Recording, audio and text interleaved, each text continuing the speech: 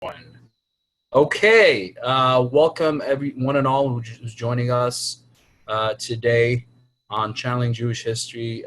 We have the pleasure to host a prolific author and professor at Bar-Ilan University, Lawee. He just published a book called Rashi's Commentary on the Torah, Canonization and Resistance in the Reception of a Jewish Classic. It is out by Oxford University Press. Professor Lawee is a specializes in Jewish biblical interpretations in medieval and modern times. He holds the Weiser Chair for Research into Medieval Jewish Biblical Interpretation and directs Bar-Ilan's Institute for Jewish Bible Interpretation. So first of all, thank you so much for joining us. Welcome to Channeling Jewish History, Professor Lawee. Pleasure. Thank you for having me. All right. Rashi, Rabbi Shlomo Yitzchaki or Rabbi Shlomo Yarchi, lives in the 12th century, the 11th century, right? And he is the biblical commentator, the commentator par excellence on the 5 books of Moses and, of course, on the Talmud. Your book focuses on the 5 books, mostly. Tell me, first of all, how did you get into this specific topic, and also give me a summation succinctly about what this book is all about? I think looking back, is everything okay in terms of hearing and seeing? We'll check that. Say again? Is everything okay in terms of hearing and seeing me? Yeah, I see you a bit choppy with the sound, but that could be on my end. Okay, well, hope for yeah, I hear you now. Clarity. Okay. It should be okay. okay. So I had a long interest in the subject of Midrash, different attitudes over the ages to Midrashic interpretation. And of course, Rashi is I see there's an echo. Seems like there's an echo. Okay. Is that better now? I also hear an echo. Not sure what I can do on my end. That sounds better to me now. I'll tell you what, I'm going to mute myself and see what happens. Okay, is that sounding better now?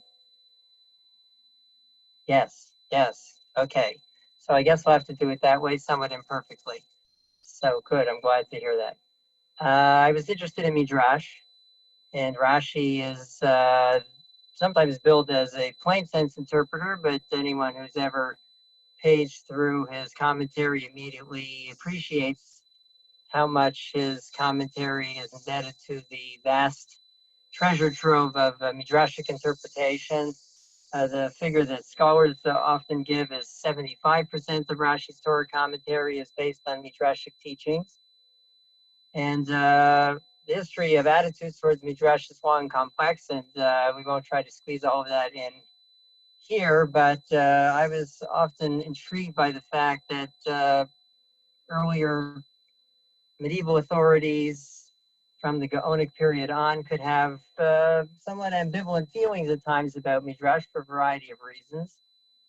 And I stumbled on the fact that one of the foci for criticism or critical audits, I guess you could say, of Midrash was a group of very obscure commentators, basically unknown names, who saw Rashi as the spokesperson for Midrashic interpretation. I would also say something that one could bill as the Midrashic worldview, and often said surprisingly sharp things about some of the Midrashic ideas that Rashi quoted. So I think that was my entree into the topic, and then it slowly dawned on me over time that really we have a remarkable phenomenon here. Rashi, of course, has been with us for getting close to a millennium. That's quite the remarkable achievement for any author. I don't expect people to be reading my book in a millennium. And so the question arose, how did this come about that this sage of Israel had such an enduring impact on so many dimensions of Jewish life, Jewish education, of course, and one could look presumably at the history of sermons and see how many of those are based on Rashi, and then just the informal type of education that goes on at any Shabbat table or maybe Kiddush. Rashi's often there. And so I started to explore the multi-dimensional influence of Rashi, those who saw him in heroic terms, those who saw him in less heroic terms, and then some of his great critics. And from that sort of series of questions arose this somewhat full-blown study of 500 years of the reception of Rashi, which basically follows events through 16th century, and there's a whole second book to be written. I doubt I'm going to be the one to write it. I certainly would encourage one of you to take a shot at it if you're interested in the topic, and that is to trace the history of Rashi's reception from 16th century to the present, although I do have an afterword in the book where I do give some snapshots of that as well. So that's how I got into the topic, and it was with me for well over a decade, and although there's much more to say about it, I've moved on to other topics. In the meantime, I hope that this will intrigue people enough to explore further.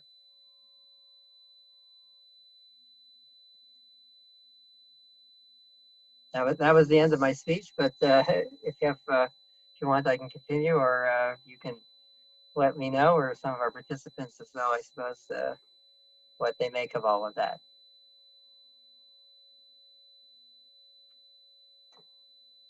You have to turn off your mute.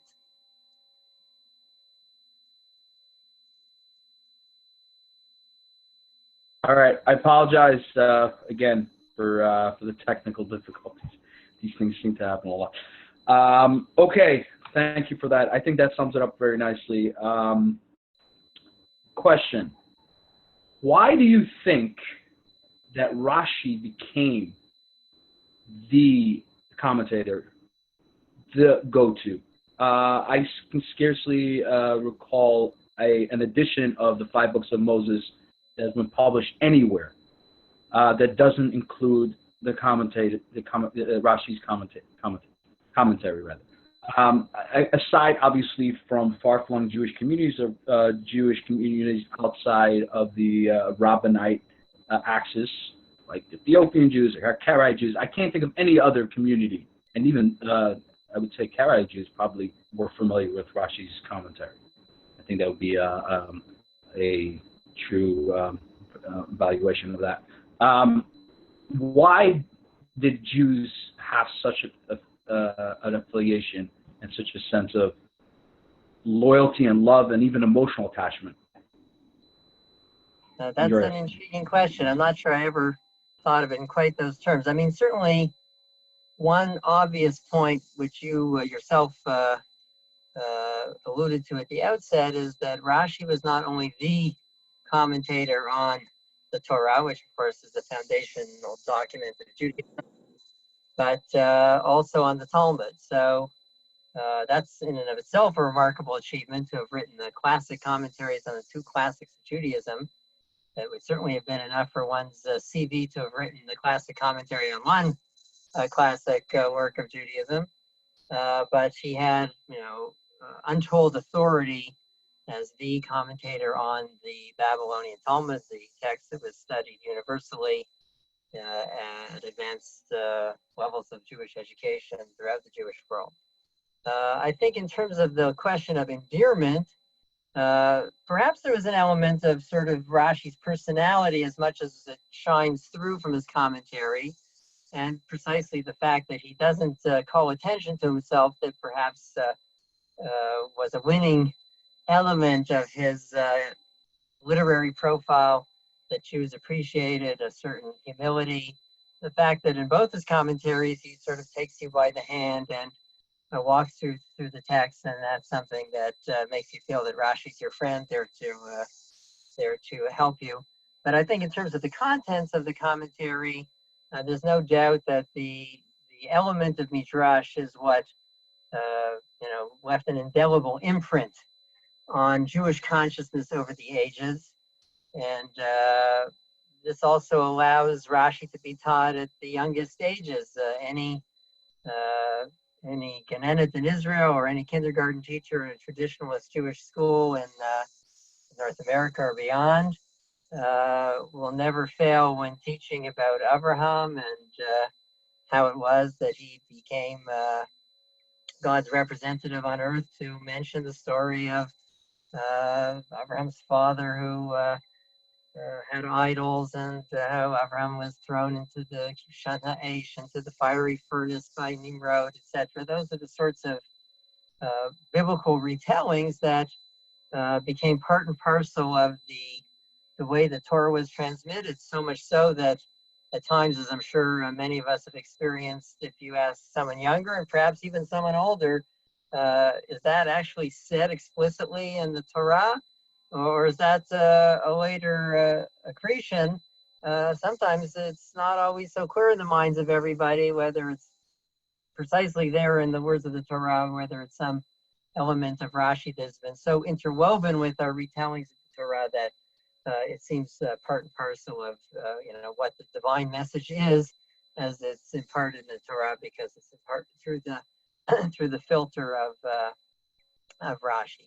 So there's a number of factors. One other factor which I think is interesting is the fact that Rashi's Torah commentary, uniquely as far as I know, is codified as a text that has halachic weight.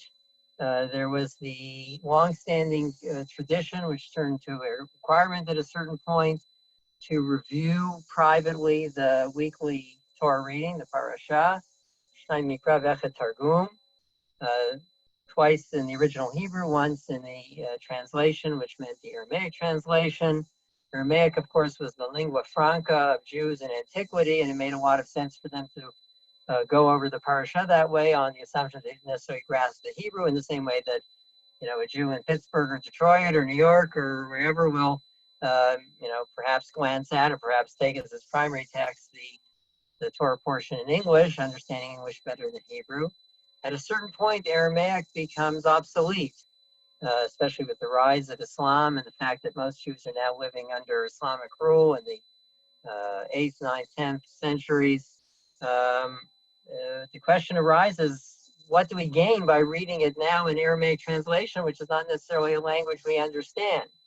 This became a problem, and one of the first people to put his finger on it was the Bala Smag, Moshe Mikutzi, who says explicitly that I think his language is Dante Bifnei Rabotai, I spoke before my masters, my teachers, and I pointed out to them that this perhaps is counterproductive at this point, to require Jews to read the weekly Torah portion in Aramaic.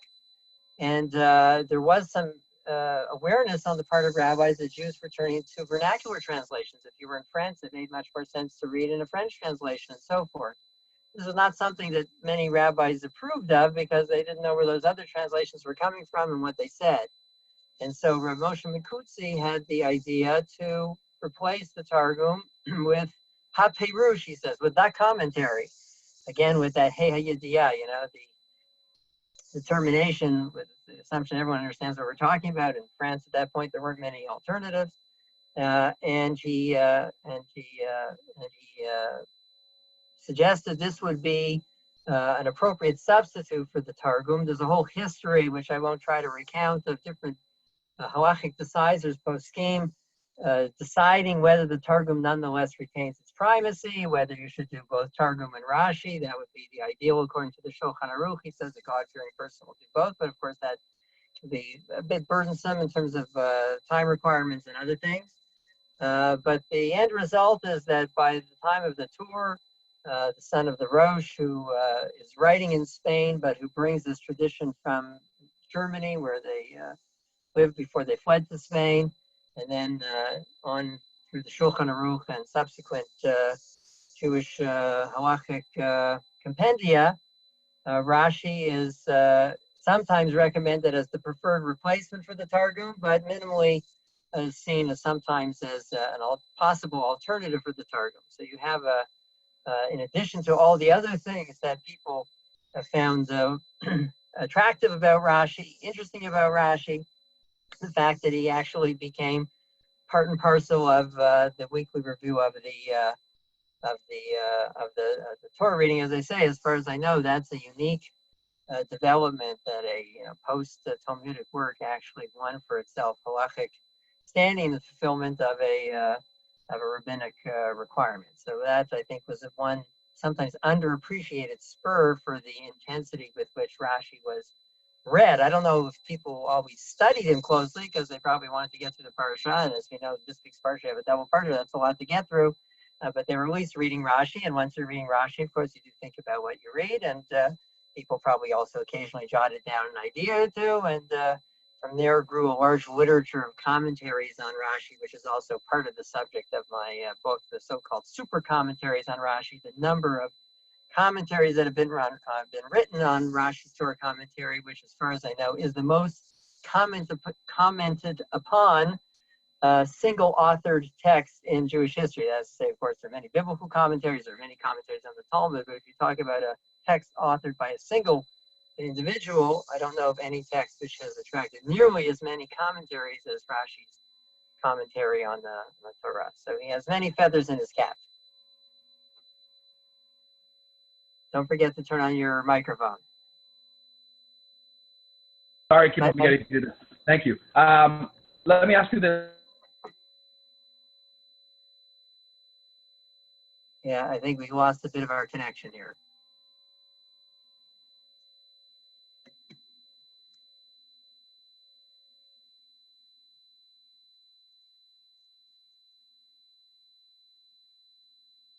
Can you hear me?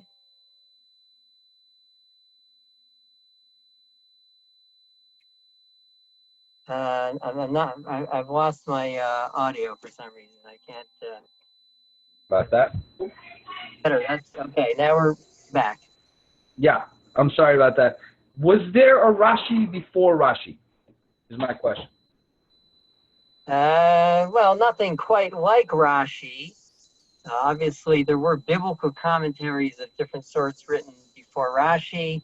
One point to appreciate is that the earliest layer of Jewish parshanut, of interpretation of the Bible in a systematic way of the sort that we're familiar with. I'm not talking about the many midrashic commentaries, for example, were written almost exclusively in Arabic, which was a language which was accessible, of course, to Jews in Arabophone countries and Arabic-speaking countries. But as soon as you cross the divide into medieval Christendom, Italy, France, Germany, Christian Spain, Jews had no access to the vast literature written in Arabic. So on the level of Hebrew commentary, there isn't much that precedes Rashi. There was an interesting layer of Byzantine commentary that's recently been extracted, rediscovered from the Cairo Geniza. I don't think it had that much broadcast.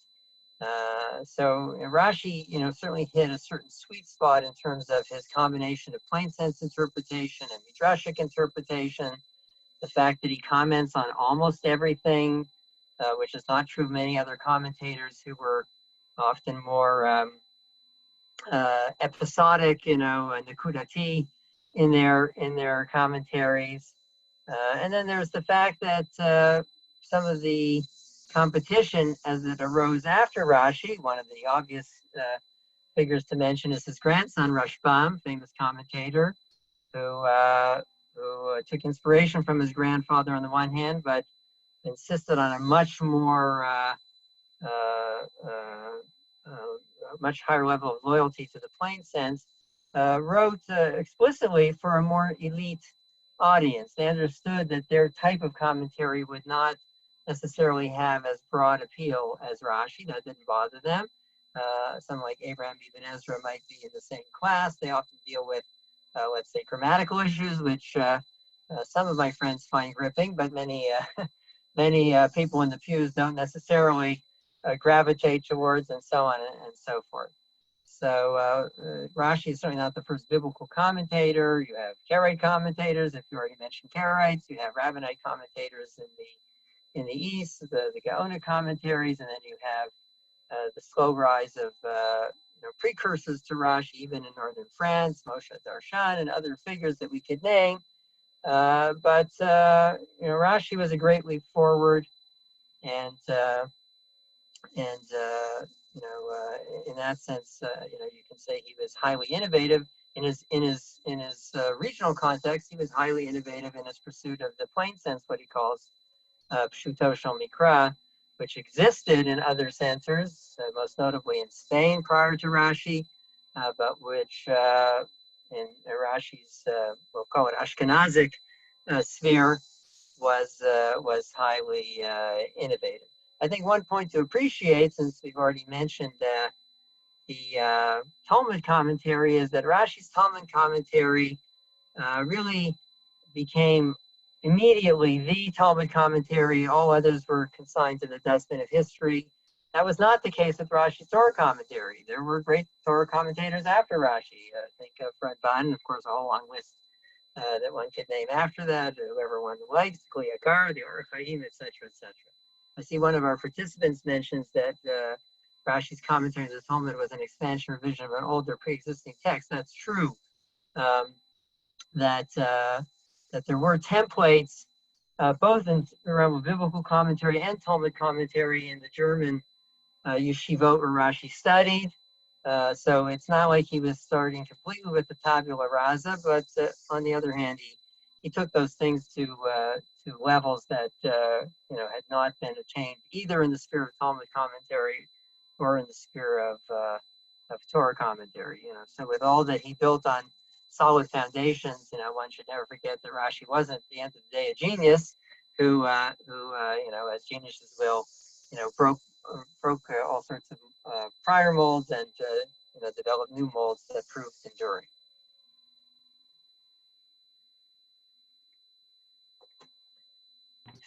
Okay, I'm back. Okay. All Welcome right. back. Thank you. You write that the commentary of Rashi became a document after which Jews would pattern their lives, and that his interpretations left an indelible imprint when Rashi includes a midrash. If the midrash was ensured of meaningful, if Rashi would include a midrash, that midrash was ensured of meaningful survival. If not, a midrash could mostly hope to eke out an afterlife in scholarly circles. So I have two questions about that. Number one, isn't it a bit counterintuitive and ironic that the cultivation, that Rashi's commentary and its popularization thereof didn't arouse a cultivation and appreciation for midrash writ large? That's number one. Number two, don't you think it's a little bit of a harsh estimation that midrashim, nobody would care about it until Buber? So for 1,000 years, nobody would look at a midrash if Rashi didn't cite it. I'm going to mute myself. Yeah, I don't. Maybe I was I slightly exaggerated there, but I was thinking not just about the Martin Bubers of the world, but about the average Jew in the pew and what midrashim they know. I think it would be interesting to collect certain famous midrashim that are pretty well known, let's say in our own day, that Rashi doesn't cite. And I think you would find some, but I don't think the list would be exceedingly long. I think that the midrashim that younger people know, the midrashim that let's call them average Jews know, are often those that Rashi sites. And to address your second question about why Rashi didn't spur a return to the original Midrashic compendia upon which he drew, there are probably a variety of answers depending on when and where you're talking about. One would have to ask about basic issues of accessibility, Midrash Rabbah or Sifra or Sifrei, a whole long list of Midrashic tomes that Rashi drew on, how easily accessible those might or might not have been in different times and places. But those are not always the easiest reading either. Rashi sort of presents things with a bow tied around them in a way that often provides a very succinct idea, where the original midrash was expansive, provides a single midrashic view, where the original midrashic compendium had a variety of midrashic ideas, a welter of midrashic ideas that might have proved a little overwhelming or confusing for the average reader, and so on and so forth. So on some level, I guess I'm not entirely shocked that Rashi, having done the wonderful job he did, Jews didn't necessarily feel compelled to go back to original midrashic compendium. We also have to ask larger questions about Jewish attitudes towards Bible study. That would really be a topic for a different time. But as you've already alluded to, the text that was and of course is studied to this day, whether you're in Lakewood or whether you're in Jerusalem or any other institution of higher Jewish learning, is not the Bible and not even the Torah, but the Talmud. So people weren't generally rushing to study texts related to the Bible, because the traditional curriculum placed so much emphasis on rabbinic literature and its offshoots, of course, the Talmud and halachic literature. So I think I'd have to think maybe again about the formulation that you read, but I wouldn't have too much trouble, I don't think, defending its basic parameters, understanding that more research would probably need to be done to see if one could find a lot of evidence that outside of Rashi people were exploring midrashic themes and ideas based on passages that weren't included in Rashi's commentary. One test of Rashi's influence is sometimes people quote midrashim in the revised version that Rashi presented them in. And so you can often see Rashi's direct impact by virtue of the fact that people say, oh, the Gemara says, but in fact, if you check the formulation of the Gemara does not say that. What's happened is that Rashi has quoted a Gemara. He's, in his typical way, and almost always does do this, reworded it, cut out one phrase, hasn't mentioned the authority, and so on and so forth. And so the formulations which one often finds later commentators using, even if they ascribe it to a written Chazal say, is the version that they've read in Rashi. So I think that actually is a very concrete way sometimes to see that it's in fact through Rashi's mediation that these texts have come down. Another thing I think is worth noting in this context, and that is that I think there are midrashim that sometimes troubled people, which might have not elicited all that much commentary, but because Rashi cited them, at that point, later commentators felt compelled to deal with them. Rashi makes a claim on later commentators, and that claim is so strong that you simply don't have the ability or right to ignore what Rashi says at a certain point. Rashi said it, it's out there, and if you feel like it needs to be further developed or perhaps tweaked or perhaps even refuted, so you're going to have to do that, because ignoring it is no longer an option once Rashi has cited it. Okay, the next question is a biggie. A lot of my viewers are interested in this topic, and that is the stratification of lines among the Jewish people in the Middle Ages, namely, chiefly between the so-called rationalists, which is obviously an umbrella term. They're not all the same. And for lack of a better term, the more mystically minded Jews, which also runs the gamut, as you of course know, between the very Kabbalistic minded, the ones in the middle, and so on and so forth. You posit that Rashi's detractors came out of the rationalist school, particularly disciples of Maimonides, the Rambam, who looked askance at Rashi's commentary. I'm not saying all of them, I'm just saying the ones who were his chief detractors came out of that rationalist school of thought. What does it tell us about the larger picture of what goes on between Ashkenaz and Sfarad, and between, in general, and between rationalists and anti-rationalists, I guess, in particular? I'm going to mute myself. Go ahead. Well, first of all, I agree with you. That's a big question. Or it breaks down into several still fairly large, large questions. So I guess, one thing to say is that one doesn't want to be too simple-minded and assume that, every last Spartic authority was a hardcore rationalist beholden to Maimonides, and every, last Jew of franco-german extraction, Ashkenazic so-called, is an adherent of Rashi's Judaism, whatever that may be. It's a complex story, and that was part of what I most wanted to be able to impart, the various shadings in this story.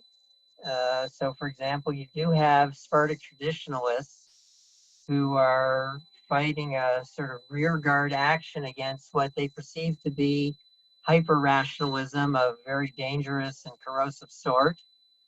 And for some of those people, Rashi is a powerful counterweight to some of the people within their own tradition who they consider to be, if not problematic, at least uh,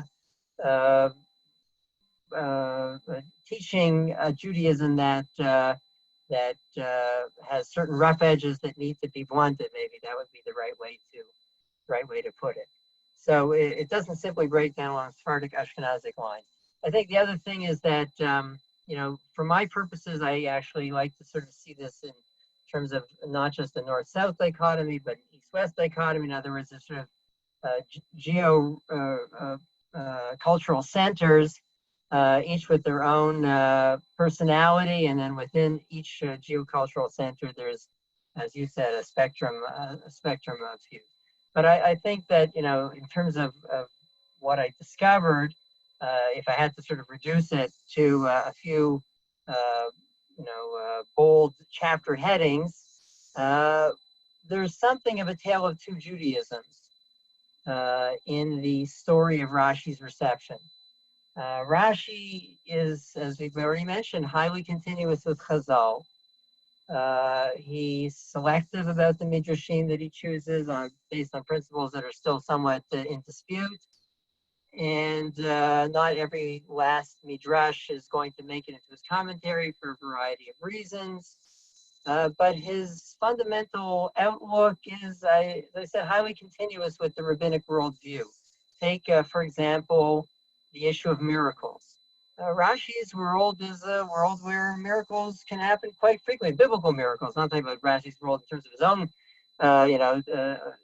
11th, 12th century France. But, God intervenes even beyond the miracles recounted in the Torah itself, intervenes frequently via Rashi's midrashim in ways that we wouldn't have known about had we only read the text of the Torah.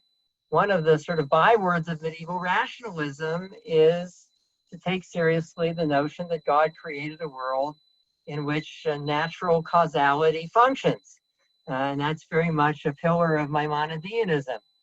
For Maimonides, the greatness of God is not in the occasionally necessary divine interventions in human history, affairs, and so on, but in the law-like necessity of the world that God has created so spectacularly, which functions with such precision. So that's a very basic, element of worldview. One, can point to contemporary Jews who view these things in very different ways. And there, I think, it's not hard to make the case that Maimonides, with a serious assist, I would add, from Avram ibn Ezra, who is sort of the commentator on the page, who represents more of this worldview. Maimonides, of course, didn't write a running commentary on the Torah. Along with Ibn Ezra and Maimonides, they become the inspiration for a whole set of thinkers in the Mediterranean world, both in the West, especially in Spain and southern France, and, as I'm learning increasingly, it's my new research project in the East, in what's sometimes called Byzantium, but we can call it for now the Eastern Mediterranean. And then there are people who find that a bit disturbing, this notion of a world where, to the extent we're able to, we try to read God out of the daily ups and downs, and place considerable emphasis on the workings of nature. And those people find Rashi very congenial because, God visits the sick and God intervenes against Israel's enemies in spectacular ways that leave them defeated, and so on and so forth. So I think, beyond the question of biblical interpretation, one thing that I discovered for myself really is that Rashi is a thinker. He's not usually thought of as such. When we think of great Jewish thinkers in the Middle Ages, Maimonides almost invariably comes to mind.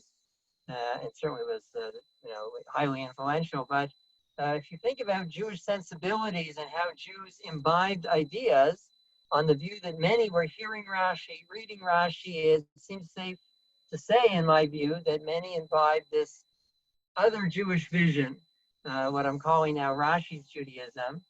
And to the extent that there were people who were actively interested in opposing the rationalist view, Rashi was a great authority to whom they could and often did turn. We see this, by the way, in the controversies over Maimonidean ideas and the Maimonidean corpus in the 1230s, that major controversy, which eventually yielded parts of Maimonides' corpus. And there explicitly, we hear from some southern French Maimonideans who are outraged by this fact that the northern French Josephus basically said that Rashi is a canonical commentator. And anybody who doesn't agree with Rashi's interpretations of the Bible or the Talmud is effectively a heretic. Now, this needs a little bit of contextualizing and explanation, because anyone who knows the Tosafot knows that on every page of the Talmud Bavli, they disagree with Rashi. So what my teacher, Bernard Septimus, has suggested is that what they're talking about is not in detail each interpretation of Rashi being canonical and authoritative. That couldn't possibly be the case, but rather his basic methodology, which among other things includes a literal approach to Midrashim, since that was one of the great issues between the rationalists and their opponents, was whether one was required to interpret Midrash literally or not. And so those who were eager to oppose the southern French rationalists said, wait, Rashi doesn't do what you do, to which the southern French rationalists basically say, if you want to make Rashi your authority, as we say in Israel, bavakasha, by all means, but by no means do you have the right to impose that decision on us.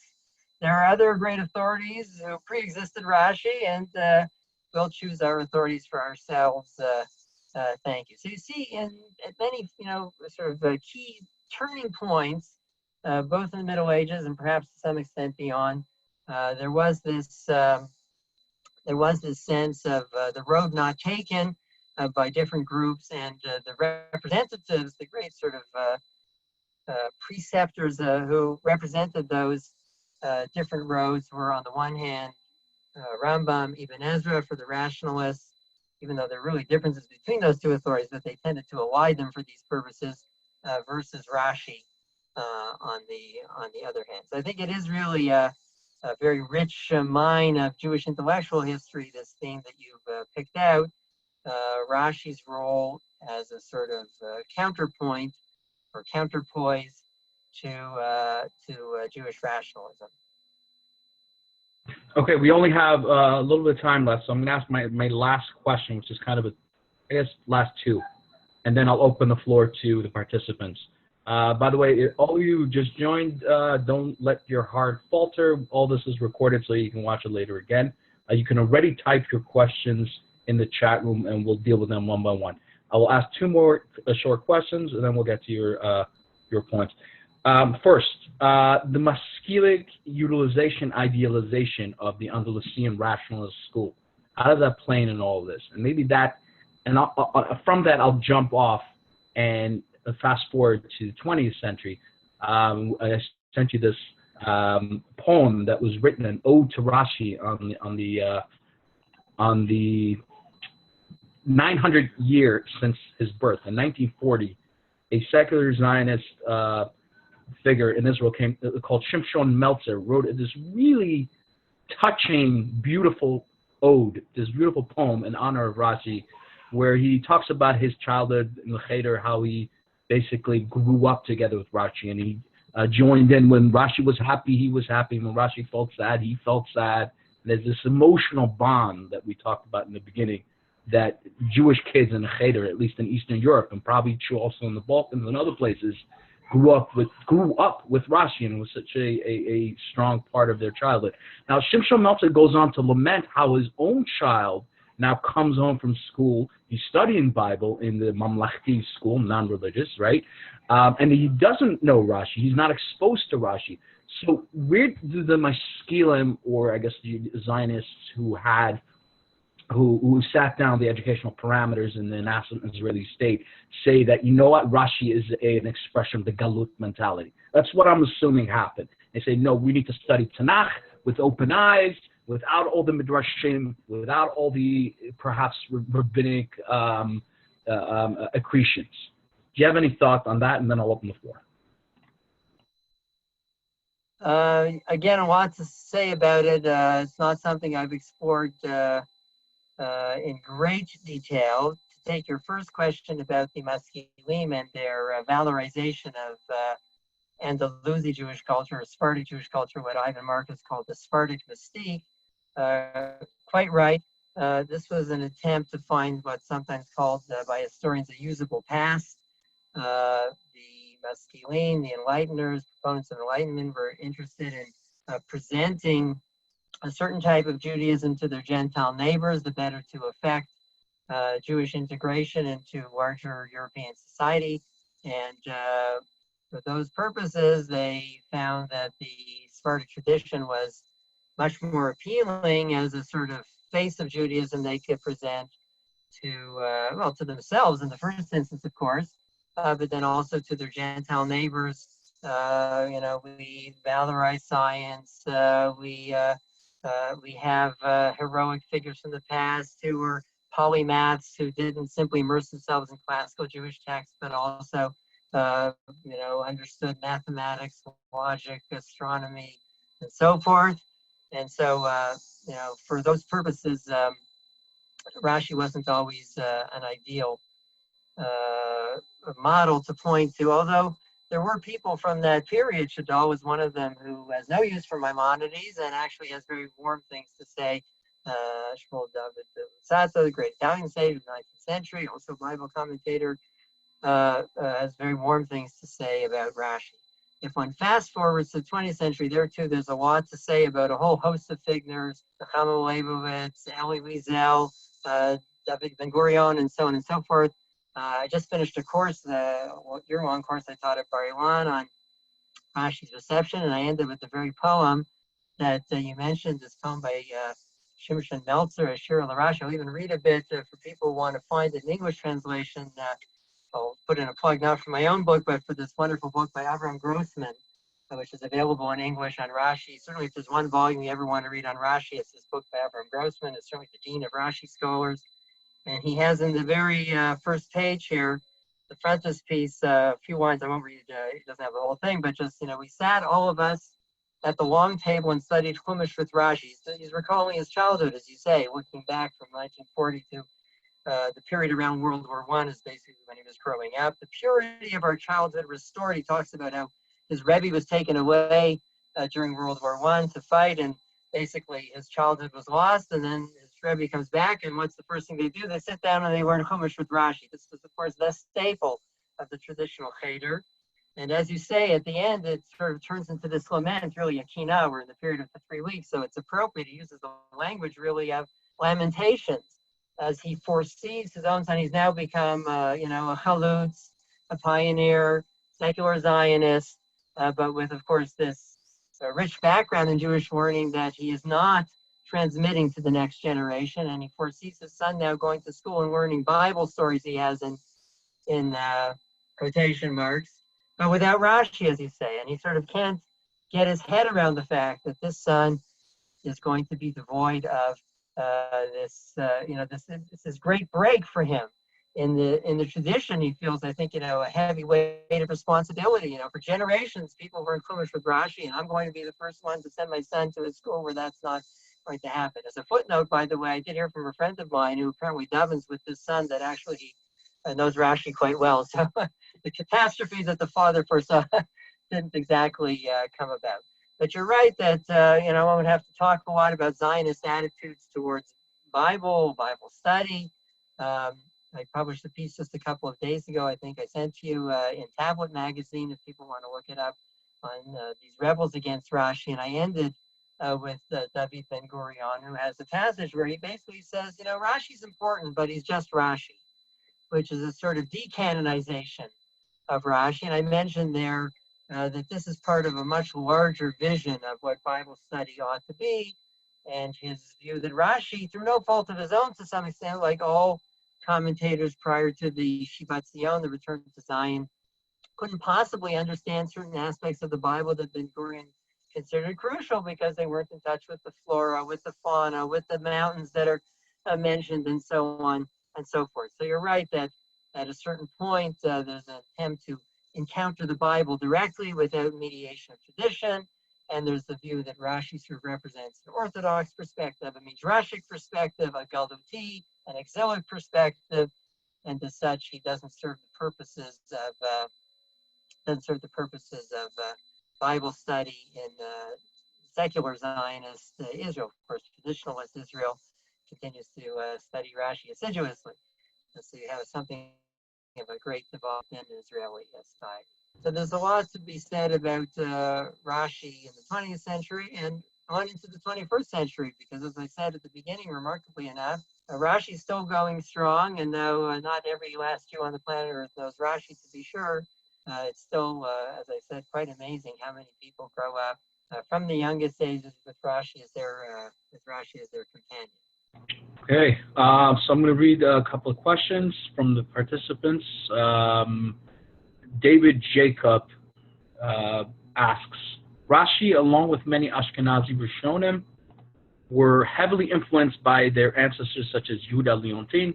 However, they often are not called by titles such as Gaon. Do these earlier ancestors have any connection to the schools of Gaonim in Babylonia or Eretz Israel? Or what is the origin of these early Ashkenazim? This is a little bit off topic, but it's an interesting topic that I think touches on what we're certainly has something to do with. It's become a bit of a controverted point due to a highly controversial thesis of Chaim Soloveitchik, which has attempted to upend a sort of standard picture that scholars have painted for a long time about the origins of Ashkenazic Jewry. I'll just stick with the standard pictures, and as you say, it's a much larger topic that would require separate treatment, and I'm not the best person to treat it either. But basically, Jews come to Germany. We can identify when they come to Germany. This is a rather late development. Jews are living in Mediterranean centers already from the beginning of the Common Era, and so it's only in the 9th, 10th centuries that you now have the Jews moving north from Germany, to Germany from Italy. And in general, it's understood that the Italian Jewish community has its origins in Palestinian Jewry, and there are various manifestations of that in Nusach HaTfilah and the prayer rites of Ashkenazi Jews versus Sephardic Jews, and so on and so forth. And we have very clear number of generations between the first arrivals in Germany and Rashi. I think it's 5 generations. The great figure, of course, is I'm blanking on his name. The great figure in the Rabbeinu Gershom, of course, and it's the Talmidei Rabbeinu Gershom, the students of Rabbeinu Gershom, who are Rashi's teachers in Germany. The important thing to appreciate is that Rashi could have stayed in Germany. Those were where the great Ashkenazi centers of learning were: Mainz, Speyer, Worms. And instead, he goes back to his place of origin in France, and that changes everything because he puts France on the map as a center of Jewish learning, and northern France, that is, establishes a yeshiva there, attracts students there, and of course, the rest is history, especially in terms of the history of Talmud study, because it's his ancestors who are the Balei HaTosafot, and so you have the Talmudic page, which is dominated by the northern French, Rashi on one side, and his Enoch, you could say, his grandchildren and of course, their disciples on the other side, the Tosafos. And in terms of Bible study, he also sets the trajectory for later developments in Northern French Parshanut, even though, as we mentioned, Rashbam doesn't necessarily assent to every aspect of Rashi's approach, but Rashi is still the founding father.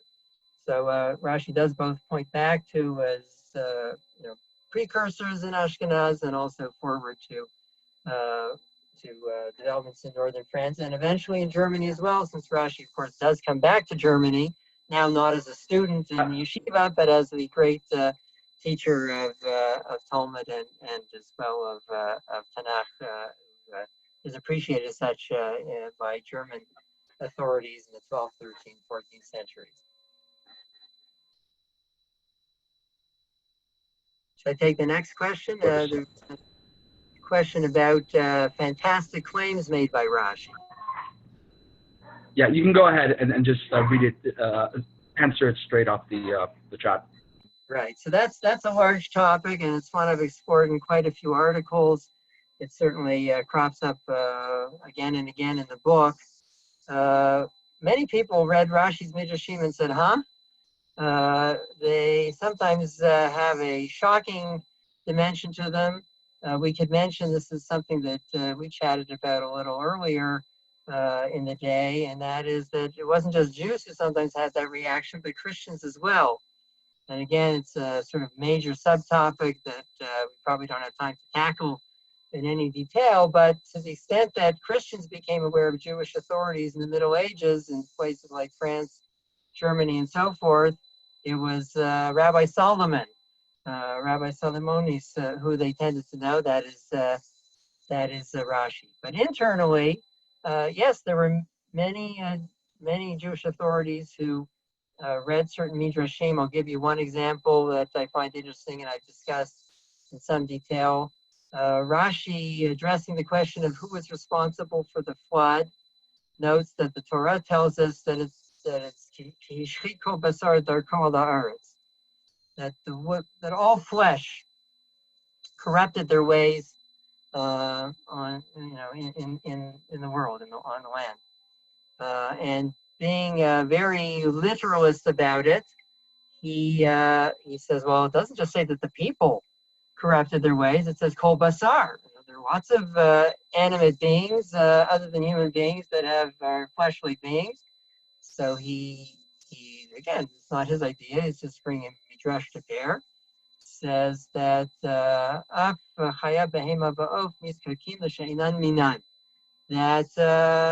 there was some hanky-panky going on also in the world of the fauna, that if different species were consorting not with their opposite numbers within their species, but there was cross-species mating.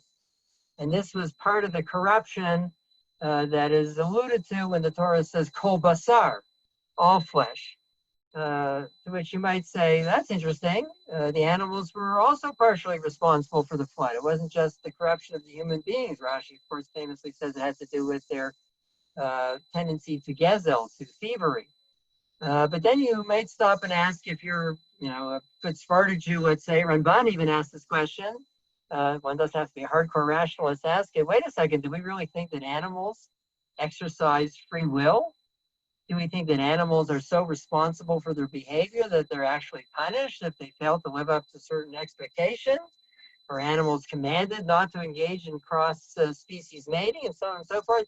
It seems like a straightforward idea born of a diuk, of a very precise, close, somewhat literal reading of the text. And yet, when you start playing out the midrash, you realize this raises a lot of questions, and those are all questions that Rashi doesn't take a second to answer. Rashi simply quotes the midrash, and he's on to the next verse. And this pattern is repeated over and over and over again, where Rashi says something based on good midrashic sources, but he leaves many of his readers extremely puzzled. How is it that we understand this midrash? As far as I know, my cat doesn't have free will. As far as I know, God doesn't exercise hashgacha pratit, individual providence over my cat. And as far as I know, there isn't punishment for animals. Now, that's a matter that's actually debated by some Rishonim, but that would be, I think, a fairly reasonable question to ask of one of Rashi's midrashim. So I don't know if it counts as a fantastic midrash. I could quote more fantastic ones, although it may not be for YouTube consumption. But you do have many midrashim like that evoke huge amounts of puzzlement among later readers, and this spawns a vast literature where people try to explain Rashi's midrashim in ways that allow them to live with those midrashim more comfortably. That is to say, to make them a little less fantastic. See, there's another question. What is the earliest time we know that Rashi's commentary reached Andalucia? Interesting question. Here we have to be a little careful. Spain, as many of you will know, was divided in the Middle Ages. It was fought over between Muslims and Christians for most of the Middle Ages after the Muslims arrived early in the 8th century. Of course, the terminal date for this is 90, not 92, but 91, when the last Muslim citadel falls in the south of Spain. So we refer to the southern part of Spain under Muslim control as Andalucia. The northern part of Spain is Christian Spain, and the border is constantly shifting, not constantly, but frequently shifting at various points along the way throughout the course of the Middle Ages. Did Rashi ever arrive in Andalusia? That's not just such a simple question. Rashi dies in 1105. The end of Andalusian Jewry is 1148, so there's only a small window where Rashi could have come to Muslim Spain.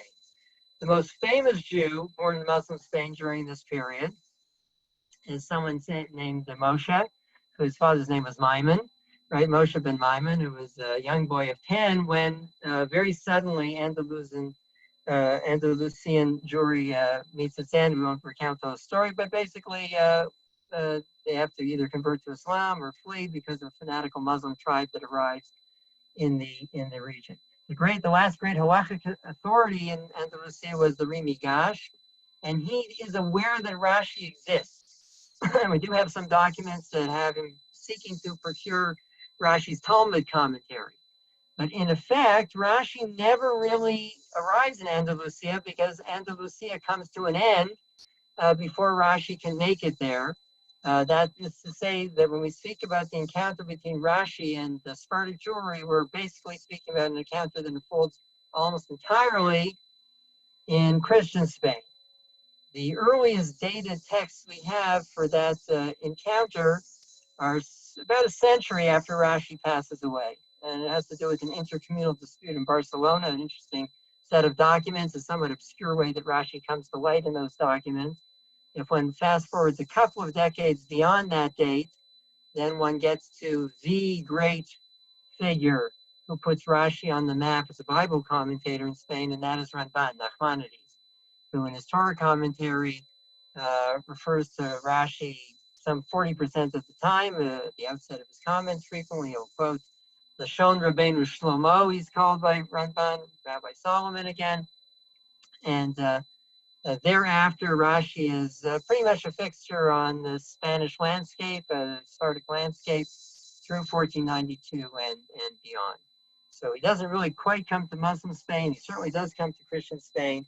And there's a whole lot to be said about that story, but our time is running short, so I'm going to try to control myself.